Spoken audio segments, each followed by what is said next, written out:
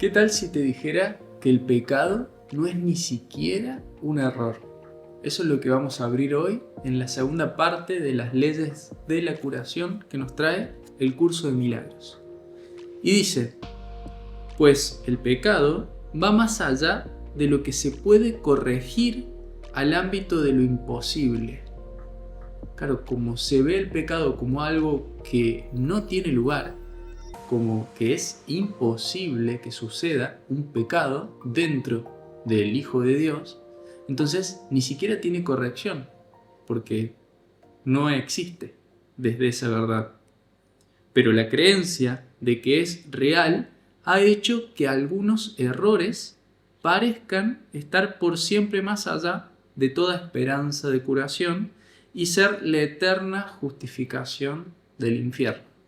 Claro, nosotros, desde nuestra mente separada, o ego, lo vemos como una posibilidad al pecado, lo cual genera culpa de esa separación y por ende creemos que no podemos recibir una corrección, cuando en verdad la corrección del error es solo de la percepción para darnos cuenta que el pecado no existe en verdad. De ahí el poder del perdón, de perdonar ese pecado, esa percepción de pecado. Y menciona que mientras no lo veamos así, vamos a justificar el infierno como algo real.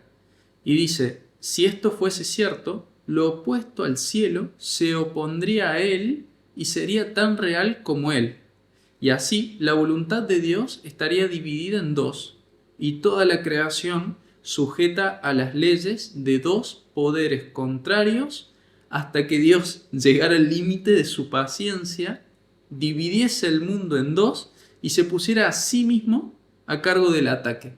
Que no tiene ningún sentido. Lo que nos está mostrando es que no tiene sentido que Dios esté separado en dos y tenga una preferencia por un bando, por así decirlo, cuando en realidad es todo el mismo, ¿no? Bueno, esto es lo que nosotros hacemos en nuestra mente, hacemos esta separación, esta dualidad y hacemos un posicionamiento a alguno de esos dos bandos, lo cual, de nuevo, no tiene sentido. De este modo, él habría perdido el juicio al proclamar que el pecado ha usurpado su realidad y ha hecho que su amor se rinda finalmente a los pies de la venganza. Ante una imagen tan demente, solo se puede esperar una defensa igualmente demente, pero esta no puede establecer que la imagen sea verdad. Claro, desde la ilusión, por más fuerza que se haga, no se puede dar validez, veracidad a eso que se percibe como separado o como pecado. Por más que lo intentemos muchas ocasiones, muchas encarnaciones tal vez. Por ende, el darse cuenta que es un instante retoma la conciencia del Hijo de Dios. Y dice, nada puede hacer que lo que no tiene sentido lo tenga. Y la verdad no necesita defensas para ser verdad. La verdad que todo es no necesita ser defendida porque todo es por más que nosotros no la veamos así. Esto lo abrimos en otro episodio, hace algunas semanas también, específicamente sobre la indefensión. Y dice, las ilusiones no tienen testigos ni efectos. El que las contempla no hace sino engañarse a sí mismo. Mientras estés atento a una ilusión en lugar de la verdad, te vas a estar engañando constantemente hasta que decidas cambiar ese foco de tu atención desde lo ilusorio hacia lo real. Por eso menciona luego que perdonar es la única función que se puede tener aquí, y su propósito es llevarle la dicha que este mundo niega a cada aspecto del Hijo de Dios allí donde parecía reinar el pecado. ¿Qué quiere decir con esto?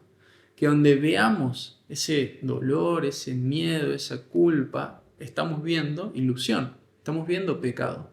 Sanar esa percepción, curarla, que es lo que estamos viendo en estos episodios, es perdonarla, no cambiarla, no cambiarnos, no querer cambiar a los otros, sino perdonar la percepción errónea que tengo creyendo de que el pecado es real a través de eso que estoy percibiendo.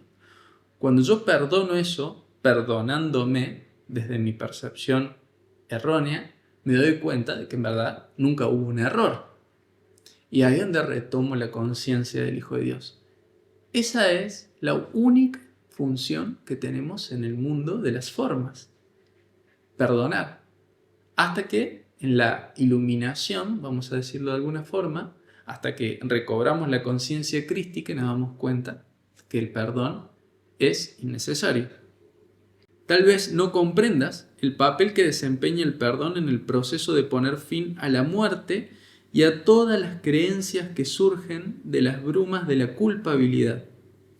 Los pecados son creencias que interpones entre tu hermano y tú, lo que estábamos viendo.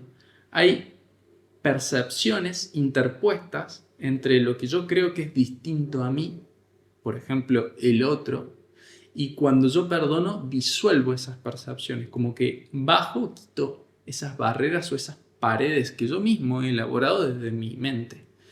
Y eso no quiere decir que los demás cambien sus percepciones. Quiere decir que yo ya no lo veo como otro separado a mí, porque el Hijo de Dios es uno solo y está siempre presente en todos. Entonces, esa es la función del perdón.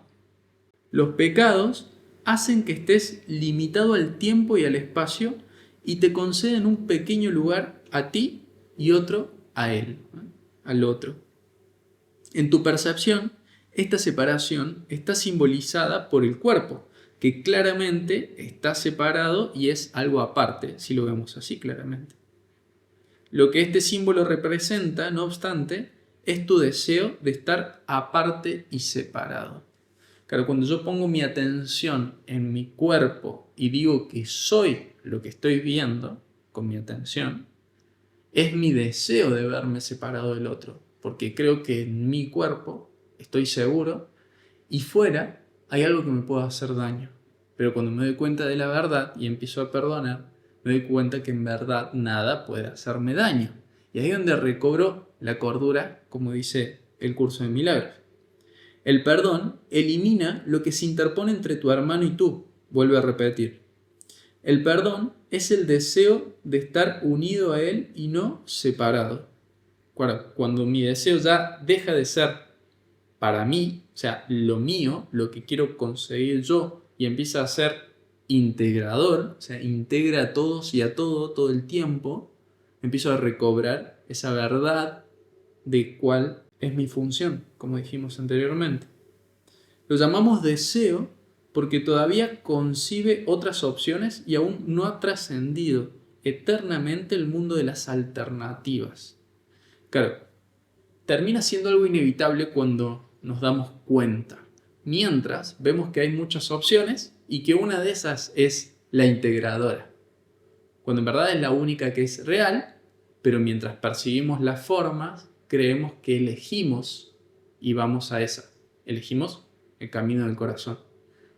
Cuando vamos adentrándonos, cada vez se hace más clara esa elección, se hace inevitable. De hecho, hay un punto en donde te empieza a atraer la verdad que sos y te va a ser imposible elegir una alternativa, una diferente opción a eso que sos. Y agrega, aún así, está en armonía con el estado celestial y no se opone a la voluntad de Dios. Y aunque no llega a darte toda tu herencia, elimina los obstáculos que has interpuesto entre el cielo donde te encuentras y el reconocimiento de dónde estás y de lo que eres, ¿no? Lo que estábamos mencionando anteriormente. Los hechos no cambian, sin embargo, se puede negar y así desconocerse, si bien se conocían antes de que fueran negados. Claro, los hechos, las cosas, no van a cambiar. Pero antes estábamos negando la realidad de trasfondo, la sustancial, la esencia. Ahora vemos la verdad y eso no quiere decir que el mundo cambie, cambia nuestra percepción del mundo. Vas a verlo de una manera totalmente diferente, eso seguro. La salvación perfecta e íntegra, solo pide que desees, aunque sea mínimamente, que la verdad sea verdad, que estés dispuesto, aunque no sea del todo, a pasar por alto lo que no existe y que abrigues un leve anhelo por el cielo como lo que prefieres a este mundo donde la muerte y la desolación parecen reinar. Fijémonos que es mucho más simple de lo que nosotros creemos. Lo que pasa es que el que cree, el que piensa que es difícil llegar a este estado de elección instantánea por la verdad, es el ego, es la mente, que obviamente no te va a dar el aval, sino que es una decisión desde tu conciencia de hacer esta voluntad, la voluntad del Padre, de volver con nuestra voluntad a la de Él y no tener una voluntad separada. Pero es una decisión del instante, de este momento. Mientras estás viendo y escuchándome, si vas a tu corazón, puedes darte cuenta que en este instante estás eligiendo ver esa verdad. Si no, no estarías escuchando este video seguramente. Entonces, al darte cuenta de que esa elección está ahí disponible, es una disposición que puedes llevar a cabo en cualquier otro instante.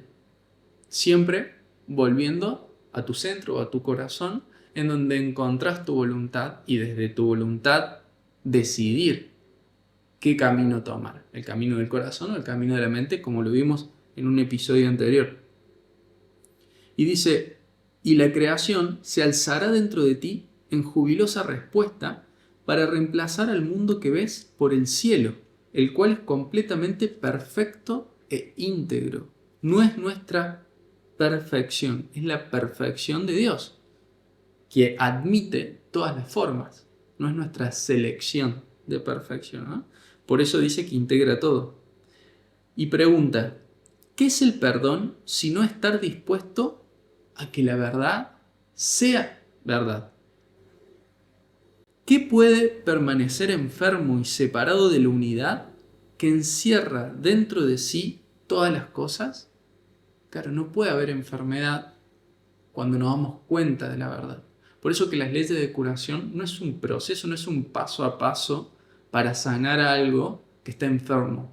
Es un darse cuenta de que no hay nada que sanar, que no hay nada que curar. Pero para eso debemos ir a las causas. Y desde las causas darnos cuenta del error de la percepción o de la creencia del pecado. Y ahí es donde perdonamos. Estamos hilando todo, dándonos cuenta de que en este instante, como decíamos, está esa disposición que deja claramente aquí mencionando el pecado no existe.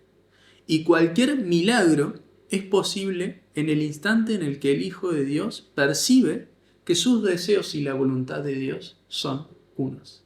Y luego abre una pregunta. ¿Qué dispone la voluntad de Dios? Dispone que su Hijo lo tenga todo, no mucho, todo.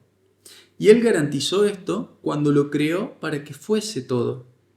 Es imposible perder nada si lo que tienes es lo que eres. Es imposible perder nada. Lo que pasa es que acumulamos o acaparamos cosas, personas, ideas, conceptos, logros, para encerrarnos en lo poco, y por eso menciona el curso que es muy poco lo que tienes que entregar para recibir todo. Claro, nos separamos de todo el resto de la existencia por creer que solo somos esto, el cuerpo que necesita acumular. Por eso darte cuenta que lo que eres es todo lo que tienes y siempre tendrás, es el milagro, mediante el cual la creación se convirtió en tu función, la cual compartes con Dios. Y menciona, esto no se entiende estando separado de Él, y por ende no tiene sentido en este mundo.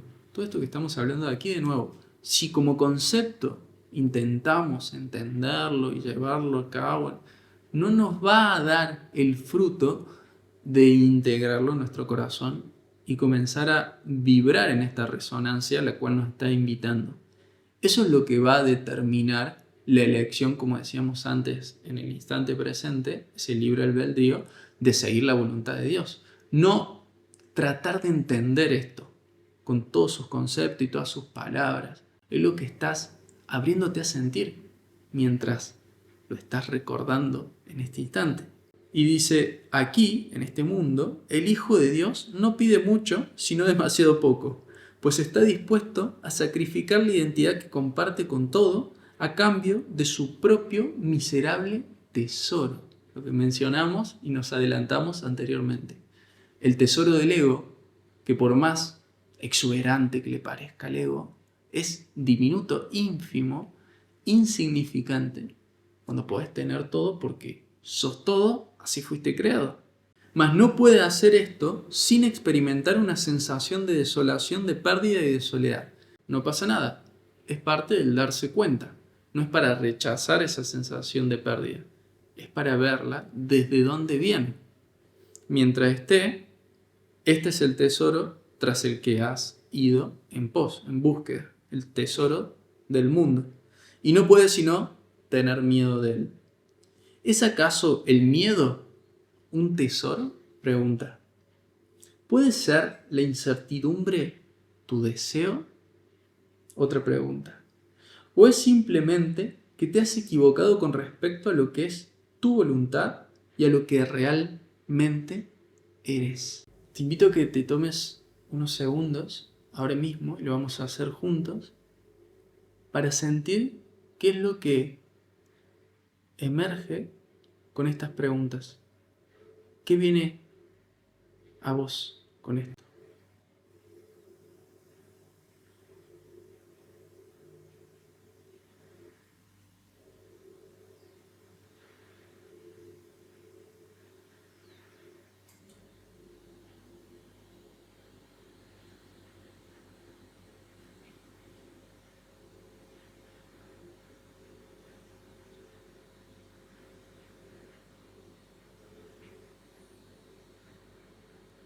Eso que estás sintiendo en este instante, sea lo que fuese, es la puerta que te lleva a la salvación a través del perdón que propone el curso.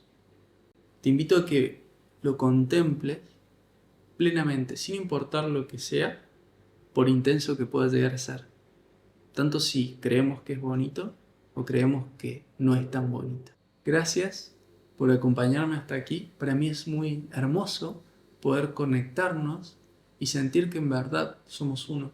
Más allá de que yo esté grabando esto a la distancia y en el tiempo, en verdad no es así. Gracias. Nos vemos en el próximo episodio. Adiós.